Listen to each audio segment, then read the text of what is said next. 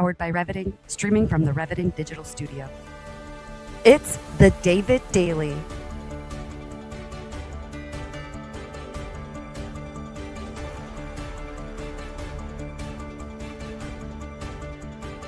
Exploring frontier technology, artificial intelligence, quantum innovation, and the intersection of faith, funding, and the future. Here's your host, David Goki. Welcome to episode 22 of the David Daily Show. Very exciting today to talk about our current events for December 22nd. So moving right into our current events today, quantum computing stocks are facing a holiday shortened week trade. And actually we're looking at IBM first and foremost. IBM enters the holiday week with mixed narratives, especially investors are balancing the hybrid cloud and AI optimism with near-term trading caution for IBM as evaluation scrutiny and holiday season's headwinds shape consumer sentiment. And so we have IBM news here, very interesting. We also have quantum computing stocks are facing a very specific and interesting pitfall here where we see quantum computing stocks face a holiday shortened week test. So on the quantum side, we're seeing some very interesting things happen where quantum tech stocks, including IonQ and D-Wave, as well as QUBT, are entering a week with lighter trading volume and thinner liquidity, making even modest catalysts and more influential on price action. Very interesting. Secondly, we also see here that Coinbase is showing some interesting behavior where the stock's outlook and legal catalysts are showing ahead for this week as cryptocurrency bounces back. Coinbase is in full focus with upcoming stock trading rollout, prospects, prediction, market lawsuits. This is not financial advice. I'm not your financial advisor or your legal consultant, but we're seeing analysts, targets, and catalysts shaping the week ahead for the crypto exchanges stock into the holiday trading window. Very interesting. And then, of course, third, we see that IBM actually has this incredible stock week ahead of the mixed narratives. And as we move into Western Digital is actually entering into the NASDAQ top 100. Very interesting. Western Digital's impending inclusion in the NASDAQ 100, accompanied by the analyst targets and the watch points, signaling exactly how storage demands and many markets are intersecting with AI infrastructure expectations. We saw that last week. And then fifth and finally, we see that IBM is actually skilling up 5 million people, folks. That's 5 million people in cybersecurity and quantum by 2030. This is an incredible investment into not only frontier technology, but also cybersecurity and quantum. And so that actually ends our current event section for today. Thank you for watching. If you are tuning in for the first time, please like this video, comment where you're tuning in from, let us know that you're watching the current events, and subscribe as well. So with that, we move to our second portion of the show, which is our funding, faith, and future tech segment. And I'm so incredibly excited today to have none other than Mr. David S. Rose with us today. He comes to us with lots of experience in funding, faith, and future tech. David, welcome to the show. Yeah, good morning. It's a pleasure to be here. I mean, this is now the David Show, clearly. That's so fun. I love it. Yeah, I'm so thankful for our representatives bringing us together and getting to know each other. I'm curious, tell the audience just a little bit more kind of about who you are from birth to now and your background. That would take probably 5 or 6 hours, but essentially I am a 5th-generation serial entrepreneur turned 3rd-generation angel investor and 1st-generation VC. I've been starting companies since I was probably 10 or 11. I have been funding companies for the last couple of dozen years. I'm the founder of a group called New York Angels, which is one of the world's largest, most active angel investment groups. These days, I am the founder and CEO of the U.S. real estate market, which is a new venture in the real estate capital market space. I've written a couple of New York Times best-selling books, the standard textbooks on how to be an angel investor and invest in early-stage startups, as well as the standard textbook on how to be an early-stage startup called the Startup Checklist and create a scalable, high-growth business. And then for the future part of your universe. I'm an associate founder and founding track chair for finance, entrepreneurship, and economics at Singularity University, which is the first of the major think tanks about future studies and exponential technological growth, with people like Ray Kurzweil and Peter Diamandis. So I sort of cover a bunch of bases here: starting companies, investing companies, looking at the future with Singularity U, teaching, writing, and I'm delighted to be here. Awesome. I love that. And it's so interesting starting a podcast and building a daily consistent practice, not only with current events, but also with faith, funding, and future tech. Seeing your biography and your perspective, and your name is David, like, what an opportunity to have you on the David Show, literally the David Daily. It couldn't be a better fit. So we'll jump right into the first topic to keep this lively. And we do have an audience that will spin up across all major platforms, which is great. So quantum computing, I mean, let's just start there, right? With early stage investing in your deal flow. So in terms of the funding side, I've gone through being bootstrapped myself as a young kid. I started a business at 13, building websites and doing graphic design, just trying to get my name out there. Also have been part of a startup called Grab TV that had about 5 million or so, 5.3 million in pre-seed money, actually. So, lots of friends and family in that round for Grab TV. This is public knowledge, but never really Series A or Series B. So kind of as we go into this first topic, when you're talking about deal flow, what are some of those early signals that indicate that a team, an idea, or the numbers are going to lead to smart allocation? So there's no one thing, and it's actually a whole holistic look at the company. I've put together a fundraising 101 video, which is available on YouTube. Just search David S. Rose Fundraising 101, and you'll get a full hour-long dump of what the whole process looks like.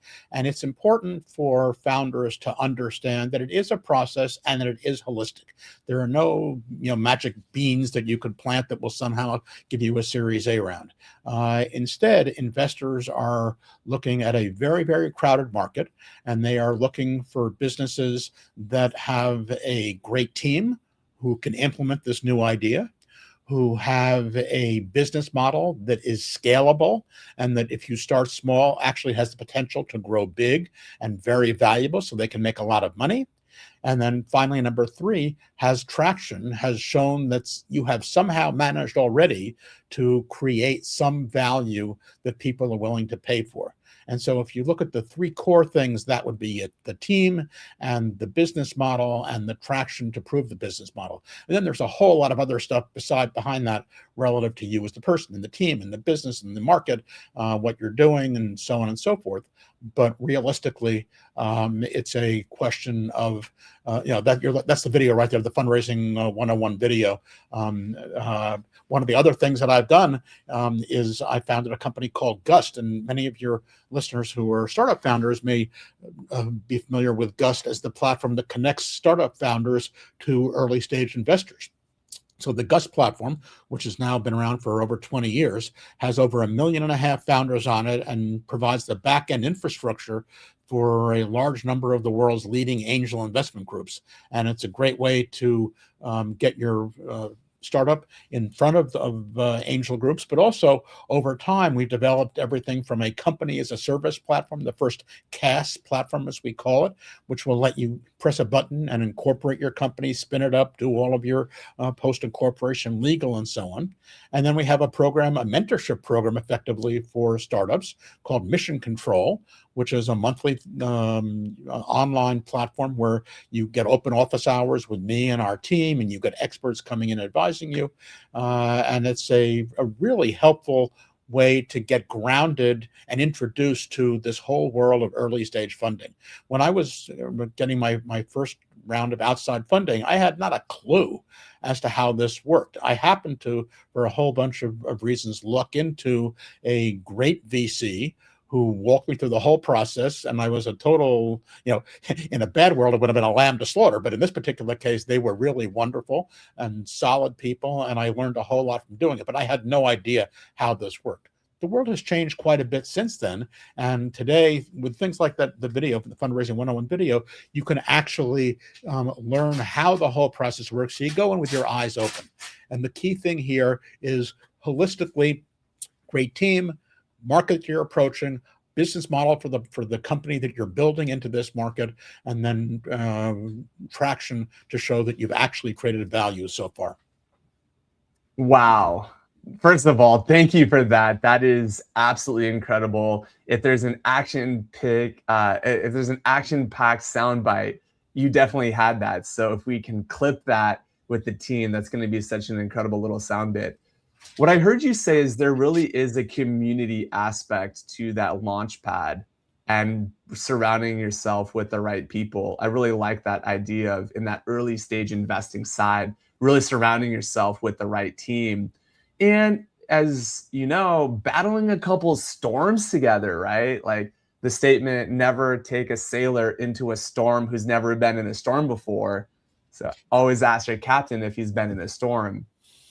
That's partially it, but it's more than that. Starting a company is you're starting effectively a living organism, an entire thing. And just so you wouldn't start a person with just a hand or even just a brain, right? You need to start a company with all of the various things. If you think about, the world's biggest companies in terms of employment, right? So McDonald's, probably has an assistant vice president for chicken purchasing in the East Coast, right?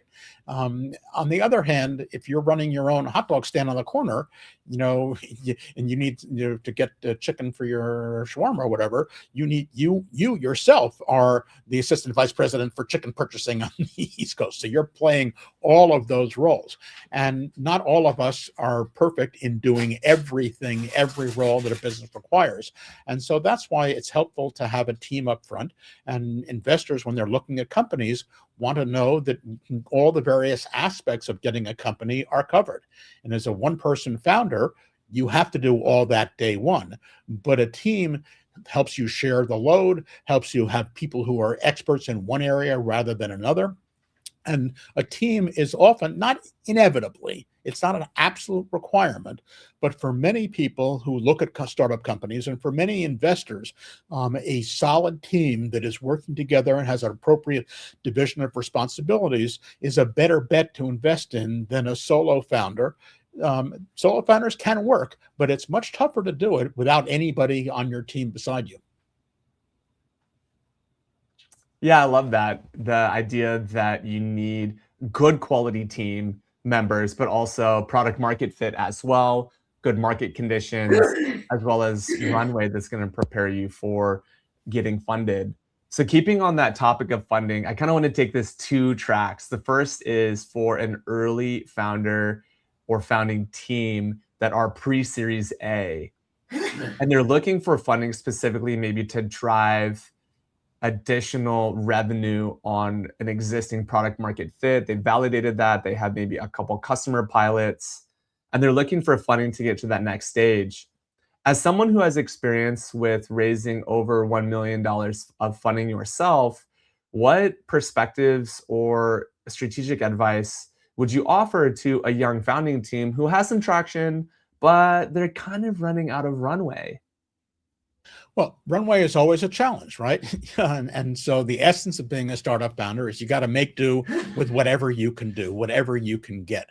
And so the first of all, if you can avoid taking funding from any outside investors, that's great. I'm speaking as an investor, and I'm saying don't take my money, because you will build a stronger company if you can do so without relying effectively on the crutch of cash. Now, sometimes you have to raise money. You're building a nuclear power plant. You can't do that out of your pocket. But these days, in terms of a SaaS business, in terms of something that is online, something that is infused with AI, eventually in terms of quantum, you may need to be able to do it yourself before you get cash in. But then in terms of finding cash, there is sort of a sequence. And the traditional way of doing this, the very first money coming in is from you. If you don't put your own cash into your own business, I guarantee you nobody else will do it. To which if you say, okay, I don't have any cash, well, what do I do? Everybody has some cash. If you can pay for a podcast, if you can pay for your internet connection, you have cash. It may not be a lot of cash, but it is cash. And the important thing to investors is not how much you put in, but how important that cash is for you. If I was looking at a 12-year-old entrepreneur who had been running a paper route for 5 years and had amassed $2,000, and they were prepared to put $1,000 of that into their new venture, that's perfectly fine. That's half the money they have, right? On the other hand, if Elon Musk was to come to me and would like an investment into his new venture, I would expect quite a bit more from him. So the first money has to come from you. And when that gets you started, then the second money typically comes, the historical expression is 4 F's: friends, family, fans, and fools. People who love the product, people who love you, your family and your friends. And these are people who are investing in the business, not because they're looking to make a lot of money and they know anything about the domain or the business, but because they want to support you, they have faith in you, they trust you, and they're betting on you. And so typically that's the only place you're going to get the next piece of capital from, people who are effectively taking a bet on you. And if you can use that to actually produce something and show that you really have the potential to create value here, then and only then are you ready to go out and raise money from arm's length third parties like angel investors or accelerators or ultimately VCs and the like. So first cash from you. If you have to, try and do it without cash. Try and do it without cash. First cash from you. Second cash from the 4 F's, people who are doing it for reasons other than official third-party economics. And then the third is early stage angels, accelerators, and then you're on the path to outside funding from VCs and down the road. Wow. First of all, I've heard that spoken many times, David, and I think that your perspective has a lot of real good clarity, right? And I saw a couple questions in the chat come through. All right, so I like the 4 F's, right? You have your family, your friends. Hey, Uncle John, I need 50K for 3 months of expenses or whatever, right? I was like, all right. Hey, Auntie Susie. I was like, all right, now I got like great grandma, like Joni, and then it's like, all right, then I finally get some friends in on this little party. Maybe I've raised a couple Yeah, but it's not. $100,000 by No, this point in time, right? let me reset the expectations here, right? It's not Right. a casual, oh, grandma, give me a few $100,000 to go do this, or hey, Johnny, you're going to let you in on a hot thing, right? This is you really have to approach this from a really rational, Right. thoughtful, professional basis, which means you really have to do for them, for them to take you seriously and have faith in you. Everything you would do for an angel or a VC, really serious business plan, business modeling. I actually wrote a whole book about this. It's called The Startup Checklist, 25 Steps to a Scalable High Growth Business. It's New York Times bestseller, but it walks through all the things you need to do to get a company started. And even if you're going to family and friends who are doing it because of you, you don't want to let them down. You don't want to have them Right. just, fund a whim of yours. You really have to go all in, put your own money in, and then very earnestly realizing that for them, they're not professional investors, but for them, this money means something serious. And you're asking them Right. for a serious bit because you're serious about what you're doing. So that's the zeitgeist you've got to bring to the ask. Yeah. No, I absolutely love that, David. And I use this phrase of equitable exchange of value. This idea of how do I have kind of a handshake, but also saying like, you're bringing something to the table which has value, how can we work together to be able to do that? Well, but And I think in those early that's stages not it the can be case. difficult But too, right? remember, in terms of the 4 F's, in terms of friends and family, your family, the value that they are bringing is money. They are helping Right. you, but they're not bringing it as an exchange. When this is not an equitable exchange of value in the friends and family realm, right? Mhm. Because they are doing this not because they're professional investors, but they're doing this because they love you and support you. When you get to the angel world, the professional third-party investor, it is an exchange of value. They are putting in cash and you are providing equity in your company. And that's a serious thing. And they are going to want to, as far as you're concerned, your company's worth $1 billion or will be. As far as they're concerned, you're a young startup and they want to know that they have the faith that ultimately you will be able to create the value that is worth them putting in their very risky capital up front.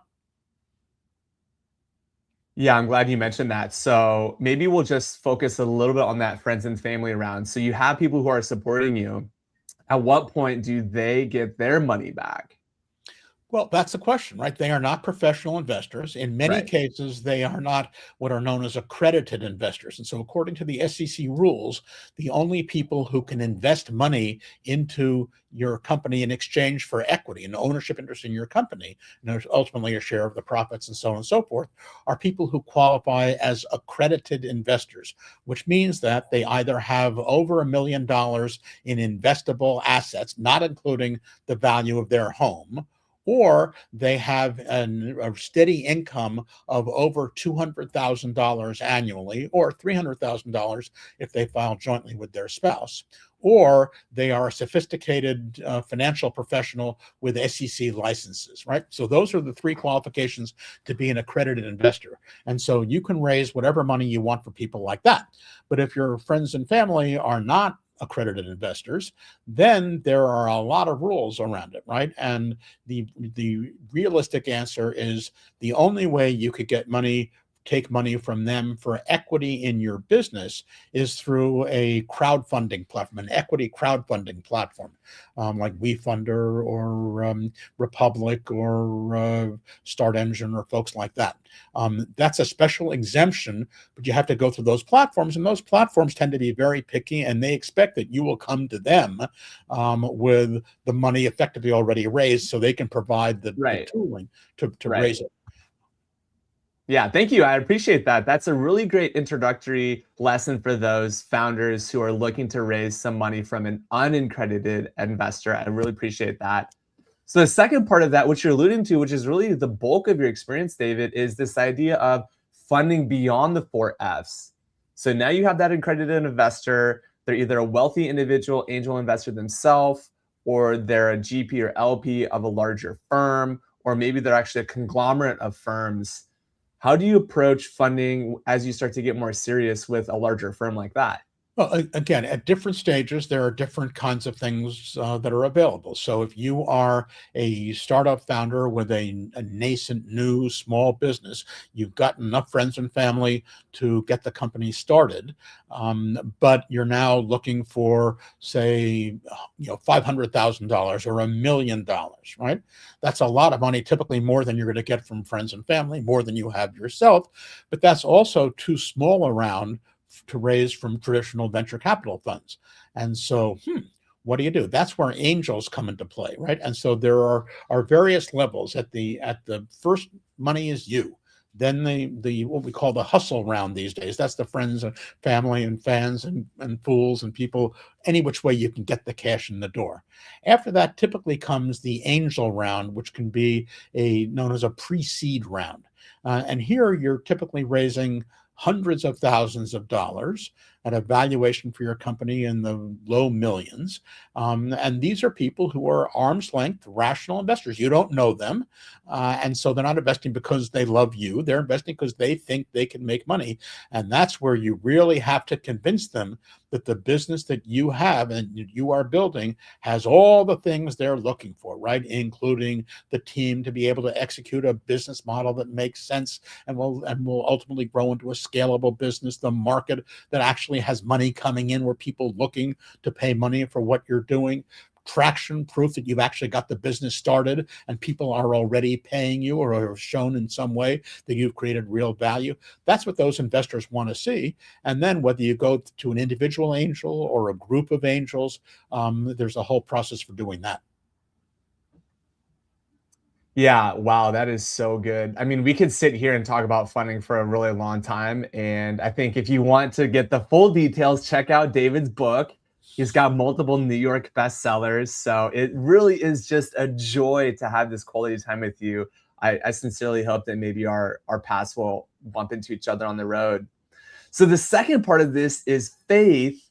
And not that we need to get too religious here, but we do like to have kind of the spiritual aspect of the show. And the topic that we picked today is really leaning into that leadership beyond capital and the conviction and the character and the founder support that comes with that. You yourself, David, how do you apply these types of principles to your leadership style? And what kind of founder support do you and your firm typically offer to founders? I'm a great believer in character. And if you read any of my books or you've seen any of my videos about how to pitch and how to raise funds, the number one thing is integrity.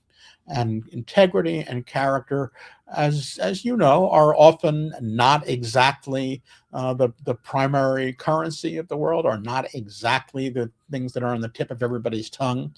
But for some of us, apparently you and obviously me, they're really, really important. And so for me, if I don't have 100% faith in the integrity of the founder, I will not make an investment. And I'm not going to tell you, oh, hey, I don't trust you, or I don't think you have integrity.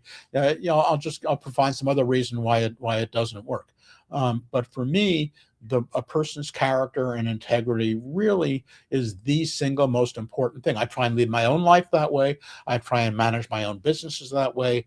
I use that as a litmus test for investing in people.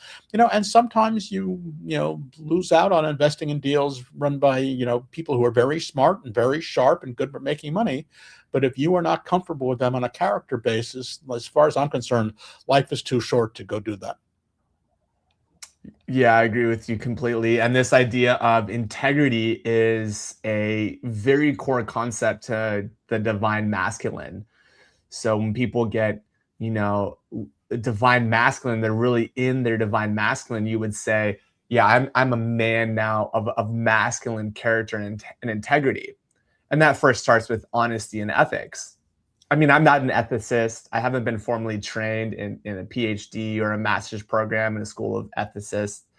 However, I do contribute to an organization called AI and Faith that finds the world's religions and the world's wisdom and integrates it into technology as kind of an ethics as infrastructure approach.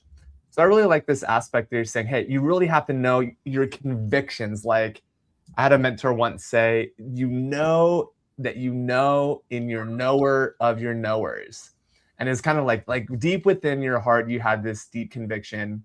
And I make a lot of mistakes. We all do. We're human. But that idea of saying, yeah, I want to, and I currently, and in the future, I will continue to be a person of character, of an integrity, have conviction, be passionate about something, especially when there's maybe something wrong or immoral, is really important. So as a person of experience like yourself, on the flip side, how do you weed out the bad guys, the bad people?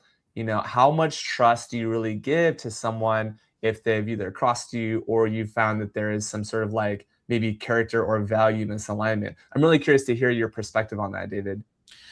Well, my philosophy, all of my companies, since I began starting them as a teenager, have had the same motto. And the same watchword is everybody gets one chance to screw us, but only one chance. And so I go into every business deal, every investment, in the hopes and the expectation that the counterparty has integrity, has character, and is someone I can deal with for the long haul. And if I end up getting screwed, if they end up taking a sharp end of a deal or they end up doing things that I don't think are appropriate, whatever I lose in that transaction was money very, very well spent because I just won't do business with them again. And so I go in giving everybody the benefit of the doubt. Obviously, you trust your gut and your instincts, and you look for people who you believe have character similar to yours. And on the basis of that, you give it a shot. And you don't risk your entire life, career, family, everything on somebody you don't know. You typically do, a starting transaction, and you see where it goes. But so in my life, business life, professional life, you can think about it as a ramp. And over time, you build trust and you build faith in somebody, and you do larger deals, and they're more important. But the minute anybody steps off that integrity or character path, that's it. And end of discussion, and you simply move on because life is too short to deal with people you can't completely trust. And ultimately being a good person, whether it's the divine masculine or the divine feminine. And I look for both, frankly, in the same person. I don't, I think they're interesting names that provide a clue to various kinds of character traits, but I don't think that the divine masculine is necessarily male and the divine feminine is necessarily female. I think you can have both within the same person, and that's what I look for. Yeah, I love that. This is so good, David. And I agree with that as well, that your divine energy does not align with your necessarily always with your assigned at birth. But we're not going to get into that. It's not a political show. This is just very much stepping into that. And I appreciate that. And that brings us to that piece about your advisor support. Now, as a kind of a younger guy myself, I still find ways to give back, to mentor. I was part of an organization called Yeah Mentors, YEA, for the Youth Entrepreneurs Association, that help middle schoolers and high schoolers start businesses through their local chambers of commerce. Of course, you've been a mentor as well to others as a founder and as an investor, and I would imagine a philanthropist. How do you really offer support to maybe those businesses that aren't, deploying your capital, and in addition to those founders and teams and investor groups that do have your precious resources, including obviously your time and your talent? So mentorship is a strange word. Everybody thinks they know what it means, but they really don't. And the reason mentorship is misused as a term is because, unfortunately, most people in their lives have actually not had a mentor. A mentor-mentee or mentor-protege relationship is one that tends to be organic, natural, grows over time from being in proximity with someone and understanding what they are and who they're doing it, which is why it typically appears in academic worlds where you have a professor who has their proteges who they work with as students, or in a business environment where your boss might, over a number of years, months, whatever, decades, follow your career and help and provide guidance. And so you can't just click a box and say, yes, I'm a mentor over there. That's really more of an advisory relationship. And so part of the challenge is mentor relationships are so wonderful when they happen. If you have a good mentor who is in tune and has good character and has stuff that they can share, that if you can find a real mentor, that's a wonderful thing and you're very, very lucky. But most people in their entire lives, if they have one mentor or two over a long haul, will be remarkably lucky. So therefore, because it is so hard to find, everybody wants to find one. And I probably get literally 2 or 3 requests a day from people saying, hey, will you be my mentor? And obviously, I can't do that for thousands of people. As it is, I have employees in my company. I have companies in which I invest. I have my own children and family. I teach. And, so I try and do what I call scaled mentoring, which is on a one-to-many basis, and including podcasts like this, including books that I write, including speaking and lecturing and YouTube videos. And that's the way in which I can try and communicate the knowledge that I have and the approaches to character and everything else that can serve as lessons to help people when I can't do it in person. I love that idea of scaled mentoring and having a large impact both on one-on-one basis and as well as your friends, your family, and others who you may be an advisor or a mentor to in that personal sense. As a husband, as a father, those roles, align with obviously your business and your investorship. There's congruence there. So I appreciate that. It's so good. And kind of as we're rounding up the show, we have kind of one last segment. So we have funding, we have faith, and of course we have future, which I'm very excited for because frontier technology is something that's always fascinated me. I recently, over the holidays, had a cassette tape that was given to me from a recording in 2007, which was kind of like an inspirational recording. So as we think about the future of technology, one of the things we focus on this show is emerging frontier technology like quantum, like AI. And so when we talk about emerging and quantum technologies, I'm really curious to hear, what is the investing landscape like in 2025 for that? And as we look into the future, where do founders need to see in terms of their investment of time and technology to stay relevant in 26? If you were to say in 1 year, David, by the end of this year, the founders that really survive and thrive on the frontier tech side, what will they be doing? How will they be behaving? And what technologies do you think will maybe even start to take off this next year? Maybe even looking out 3 to 5 years, if you were to maybe make some bold claims on the frontier tech, I'd love to hear what that looks like for you. So it's even more basic than that. It's not a question Mhm. of which specific technologies. Again, just like there's no magic word in fundraising. Oh, we're Right. AI. Here's money. It doesn't work that way, right? And similarly, there's not one thing that's going to happen by the end of this year. The core thing, however, that is critical for every founder is to understand one word, and that word is exponential. So there's a great book called The Singularity is Nearer by Ray Kurzweil. And let's put a link to that in the show notes. And I would strongly suggest that everybody read that. The Singularity is Nearer by a guy named Ray Kurzweil. And Ray Kurzweil is probably the closest thing we have to Thomas Edison in our generation. He was a prodigy, a young prodigy as an entrepreneur, as a theorist. He began studying the future early on. And in a book that he wrote in 1989 that was called The Age of Thinking Machines. He predicted back then, before you were born, before probably many of the listeners of this podcast were born, that you would have machines that could think like people, that you would have effectively artificial general intelligence. And then 10 years later, in 99, he wrote a book called The Age of Spiritual Machines, in which he doubled down on his prediction and said, hey, you're going to have not only machines that can think like a human, but everything that a human can do. And now you begin to get in some interesting questions of faith and beliefs and so on, spirituality. His point was, if a human can do it, including being spiritual, then at some point a machine may well be able to do that. And that was a very interesting, groundbreaking kind of a thing. It generated a lot of comment. And then a number of years later, he came out with a book called The Singularity is Near, in which he discussed how all of this technology was advancing, and he put all his thoughts coherently together in a really good book. This is the new version. The Singularity is Nearer is the latest version. So if you read this, you don't have to read the first one.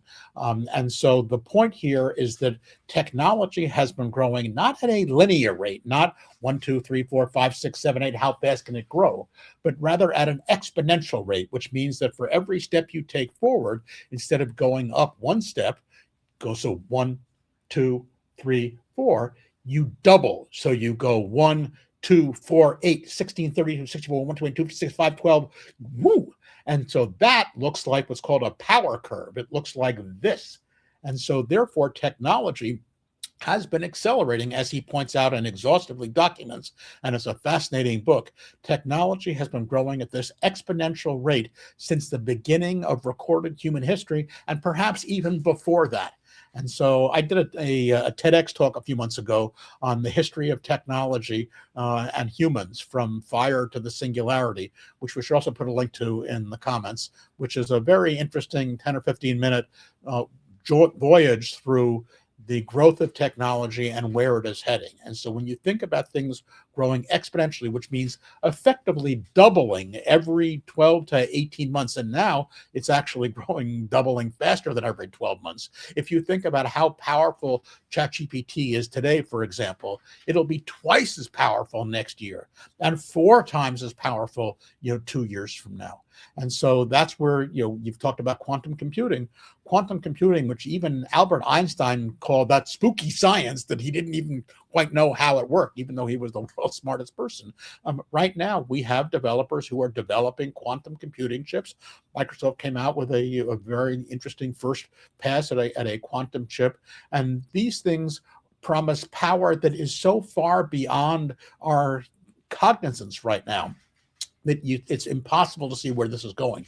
And not to spoil give away the ending of Ray's book, The Singularity is Nearer, but where he posits is that this exponential growing technology will result in some amazing things, including full artificial general intelligence, where computers can do everything a person can and think about everything a person can think by 2029, 4 or 5 years from today.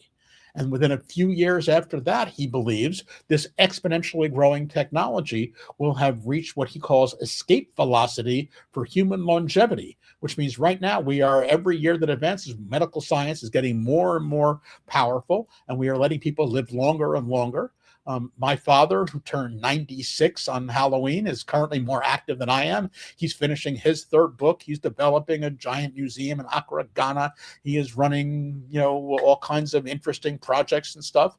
And so you can live, as Ray Kurzweil points out, by 2032, if we have truly reached escape velocity for human longevity, you may not die. We may be living effectively forever.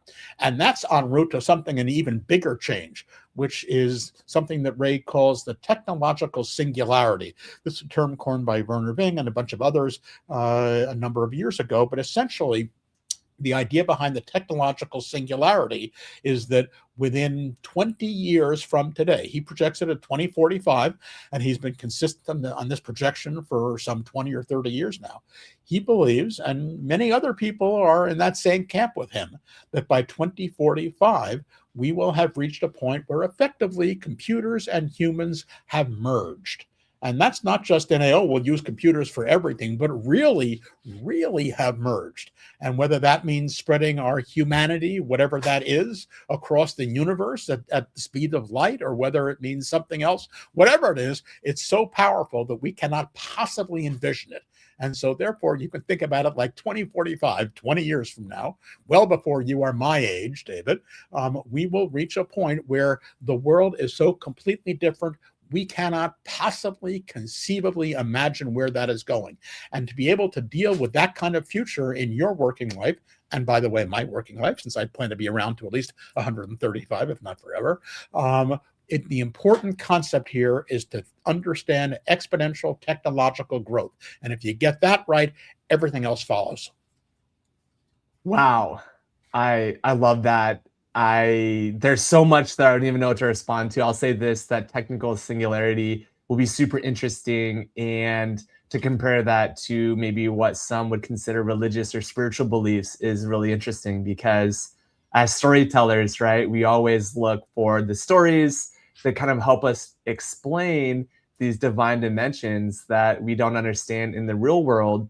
And even in the quantum physics, the quantum mechanics, the quantum space concepts, I mean, some of those are still even so nascent, we can't even understand, how many molecules can I run in entanglement, right? How much can I move and be superposition? I mean, there's so many things just from that space. So this has been such an interesting conversation. And as we come to a close, just kind of really honing in on, what do founders need to see early in quantum technologies? What do you feel like is something early that people can start to hone in on in terms of these quantum concepts and combining them with their current tech stack? Realistically, if let me put it this way, if Albert Einstein can be puzzled by quantum computing and quantum physics, so can all of us, right? And so I don't think at this point that it would be particularly productive for a founder to focus on any specifics about quantum. I mean, they're already used, quantum physics is already used in a number of ways. One really interesting company spun out of Google, it's called Sidewalk Labs, and they're doing things with quantum sensors to replace GPS by sensing the Earth's magnetic fields. And there are actual things that you can use quantum physics for today. Quantum computing, the goal that everybody is working to is what's known as quantum superiority, where a quantum computer can actually do things better, real things better than a traditional computer. We're not quite there yet. That's probably a few years off, but it's making amazing strides. And I have no doubt that within some period of time, single-digit years, quantum computing will be real. We will have quantum superiority, and we will be in a whole new world of computing. So I think right now, the important thing that everybody can do is get that exponential concept in place, because quantum computing fits nicely into that exponential growth scenario. And if you understand, if you have a mindset of exponential growth, then it'll let you be ready to absorb quantum computing and everything else that is coming down the pike. Yeah, I love that because when I talk about quantum in general, people are like, "Oh, I'm adopting AI workloads," right? Like automation, and is really what they mean. And the story I typically tell people is like, yeah, what used to take me 100 hours, writing Cousteau SQL code for big data as an Azure data science to go through trillions of rows of data. I mean, that's what I would bang my head against a machine, pecking at the keyboard for 100 hours a week. I mean, this is just in 2020. This is only 5 years ago. I mean, now we can do that in just 1 hour. So how do we get that leverage, Well, if so, that one the to one in terms 1,000 of or that 1 to 10,000 leverage? sure, in terms of leverage for your listeners, the one Right. thing in terms of immediate stuff right now, the long term big core fundamental picture is this exponential growth concept. But the one thing right now that everybody should be trying is vibe coding. I don't know if you've had a chance to do vibe coding yourself. Vibe coding is a current buzzword that means letting people who are non-coders actually code using artificial intelligence to help them actually code. And so I haven't really coded as a programmer for probably 50 years, and I wasn't even good back then. But now, recently, through vibe coding, you can define what you want an application to look like. And then by just describing it to an AI, you collaboratively build it with the AI. And microcoding, you change this line, you change that image, you change this functionality, you refactor it, you do whatever you're going to do. And the result is that within a matter of literally of hours, I mean, I'm not even talking days or weeks, hours, you can create and deliver an entire full application that might have cost tens of thousands of dollars or hundreds of hours of programming time previously to do. So that's my one tip of the day for folks, which is vibe coding. Look at it and understand what you can do, because if you're a founder or solo founder or even a founder part of a founding team, this can advance you much farther down the pike than you might ever have dreamed possible. Yeah, I absolutely love that. Yes, we love vibe coding on this show. We have a couple of technologists who live vibe code with us on stream, and those are always so wonderful because you're exactly right. What typically would have maybe taken you tens or even thousands of hours across your entire engineering team, you can certainly prototype very quickly. Now, there's of course an ongoing debate with those folks who are advanced with Cursor or make.com or N8N. Uh, ChatGPT has an agentic visualizer that they just recently launched. Of course, Figma is probably a top fiver up there. And also even canva.com, what was previously kind of like more of a marketing graphics firm and company has been going agentic as well. So yeah, we love that perspective. In terms of putting your investor hat though on, because I did put a little banner up here that said vibe coding with investor David S. Rose, which is just a cool little headliner. Where do you think the pricing model and real opportunity is with vibe coding? I'm not sure as a vibe coding, there are a lot of vibe coding platforms, right? AI now is being applied to everything. And so would I invest in a vibe coding platform? It depends on who and what, and you'd have to look holistically, as I said before, with everything in the business. But in terms of vibe coding as a tool, as something really important for all of your listeners who are startup founders looking to create it, I would say that vibe coding as of right now is an essential tool in creating a business, because it lets you get a start, whereas before you may have had a wireframe or a mock-up or a demo, but you could now get to a literal working MVP, minimum viable product, of your solution yourself without a tech team, just with vibe coding. And I would love to see founders who are doing that, knowing that a platform you code today as a non-coder might be functionally efficient to do what you want done, but it's not going to be up to production level standards. But that will come, right? Ultimately, the systems will be better and better. You'll be able to have automated platforms that will take your vibe coding thing and make sure all the dependencies and security and stuff are all there. Or you'll be able to have programmers, the few programmers who remain as super high level programmers, recode your entire vibe coded app. But I think that this is a important thing for founders today to use this as a tool in their toolbox. That's wonderful. I totally agree with you. And it's almost like if you don't see an emerging technology, whether it's automation with tech or real AI workflows, or even quantum concepts, maybe you might pass on more of a traditional startup that doesn't have a technology investment. Would that be pretty true around the case these days? I mean, obviously we had the big AI bubble in 21, 22. That's kind of softening. We're seeing some of the H200 chips with NVIDIA and Google have more of these hybrid go-to-market solutions, even internationally. You know, China coming back recently and saying, oh, yeah, well, with SoftBank and ChatGPT, Microsoft and the US government actually make some of these massive investments from infrastructure. So you need the infrastructure for the hybrid workloads, but quantum is so early on. I mean, how often do you turn away a startup if they don't have an emerging tech focus? Well, it's not, again, the focus shouldn't be necessarily on emerging tech qua emerging tech. It's not that I invest in emerging tech companies. It's I invest in companies that holistically are able to point at a market, see a challenge in the market, come up with a solution, and then appropriately use technology to conquer that market, right? So if you're looking at a company today, the assumption is that they are using AI in either for everything or for some things. There is a very interesting company that's recently gotten a little bit of news called Boardy, Boardy, and they are creating a platform for connectivity and investment that is 100% AI based. You only interact with the AI itself, the AI persona, and you can call Boardy by voice, you can WhatsApp with Boardy, you can email Boardy, and Boardy goes out and it connects you with people. I'm actually a venture partner, or whatever they're calling it, a venture scout for Boardy, and I can introduce you into the platform if you're looking to raise funds. But Boardy's idea is to get to know personally, as much as an AI can be personal, every founder who's just starting out looking for capital, because if you do this at scale, and Boardy knows, a million founders, and with AI, there's no reason why it can't own a million founders, then it can connect them to a million investors. There aren't a million investors yet, but there's no reason why every investor shouldn't be there. And if you now have AI working at scale to introduce founders to investors, that gets to be a very, very efficient platform. So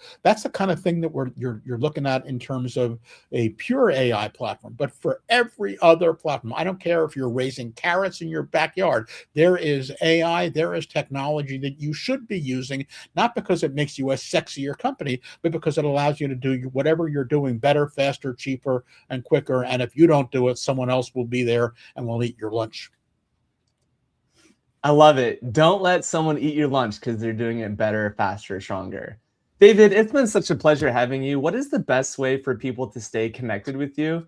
Sure. My website, davidsrose.com, All right. DAVIDSROSE.com, has a bunch of stuff, bio, background, various things, videos that I've recorded, books that I've written and stuff. It also has a contact section there in the upper right, where that is basically every single conceivable thing you might want to do with me. And the direct link as to how to get there and who to talk to. And so under the heading of scaled access, whether you're looking for advice on being a startup, information on how to become an angel investor, where to buy my books, how to get me to record a video pep talk for you, whatever, it's all there. So that's my suggestion. Yeah, that's wonderful. Well, it's been a pleasure having you on the show. And we do have a special anchor segment, which we'll close with, which is Beyond the Bag. And I have a very special item today. It's my on the go notebook. So when I'm traveling, I love to go on the go. And what I do with this notebook is I take the date at the top. It has a different date for each day. And I circle the month and the calendar date. And what's great is that I don't have to worry about it being in any chronological order. I can kind of put it in a order of importance. Of course, I have a regular notebook. David, I know you probably travel a lot. I'm curious, is there anything in your bag that you typically carry with you, or maybe even within reaching of your desk there, that you would say, yeah, this is my trusty, whatever it is, looks like you might have something? my nano charger in my pocket. I do not leave home without it, right? You never know when you're going to need, a battery, right? And so I carry in my pocket literally 24/7, except when I'm sleeping. This wonderful from Anchor. It's a wonderful, tiny little high-powered charging nub. And then on my key ring, I actually have a interesting little cable. So here, between a nano charger and a nano micro cable that's 6 ways and can connect to USB-C on both ends, or Lightning, or USB-A, put these in your pocket. You will never be at a loss for power. I love it. Never a loss for power, David. You're such an interesting human being. It has been such a pleasure. I'm going to have to get myself one of those Anchor chargers. And if I don't bring mine, you will. So we'll always have power and charge, whether you have any of the adapters that come out today. I love that. So I don't think I've ever actually seen a nano charger before. So that's pretty awesome. Wonderful. Well, with that, folks, we're going to close out this show. It's been an extreme pleasure, David S. Rose, to have you on the David Daily episode 22. I'm excited to get some of these clips cut up and see these on the social medias. And in terms of next year and Christmas, will you be traveling much this year for the season? Will you be over the holidays with family? You said you had some children. What's holidays look like for you? I'm here in New York, and New York is the #1 travel destination in the holiday season for people around the world coming to New York.